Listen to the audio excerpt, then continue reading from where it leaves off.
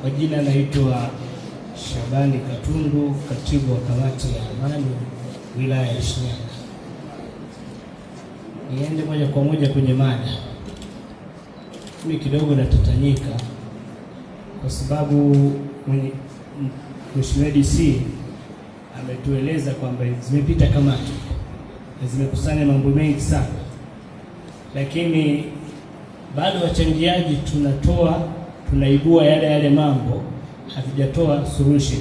Maana ilikuwepo ni kwamba tufanyeje ili jambo limalizike, ndio swala la msingi. Kwa hiyo sisi tunatakiwa tuwaze kwamba nini tunafanya ili mradi ili jambo lifanye nini, liishe.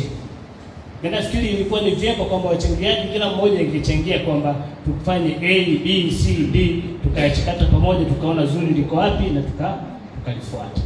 Sasa mimi wazo langu nilikuwa nafikiria hivi, ni kwamba hapa mwenyekiti, wewe ni pia mwenyekiti, makamu mwenyekiti wa Full Council, kuna uwezekano kabisa wa kutunga sheria ndogo ndogo ambazo zinaweza zikapitishwa, sheria hizi zikawa ndio sheria tukazofanyia kazi kutokomeza swala hili la watoto wazururaji au watoto wasiokuwa na makazi maalum katika maeneo yetu. Sheria hizi zikitungwa na zikisimamiwa, sidhani kama kutakuwa na mtoto anatembea barabarani, kwa sababu sheria zitamhusu mzazi wake, sheria zitamhusu anayemhifadhi na kadhalika. Kwa mfano, maelekezo aliyokuwa anaeleza mkuu wa wilaya ni kwamba kakamatwa mtoto, kamkamata mara ya kwanza, kamhoji mara ya pili. Kuna siku alitueleza mkuu wa wilaya mpaka wakenda nyumbani kwao ukagundua pilau inapikwa.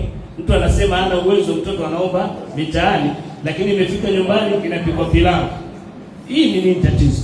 Hiyo ni wanachosema ni serious. Unajua sisi tunapokuwa tunatoa scenario, sisi tunatoa vichwani mwetu. Jamani, kwa siku tunakutana na mambo 1000. Wewe mtendaji wa kata kwa siku unakutana na mambo mengi sana. Wa kijiji kuna mambo unakutana nayo kwenye eneo lako. Wewe nadhani kwenye wilaya unakutana na mangapi? Kuna siku tumetuma timu, yani baada ya kumaliza kusaini watoto fulani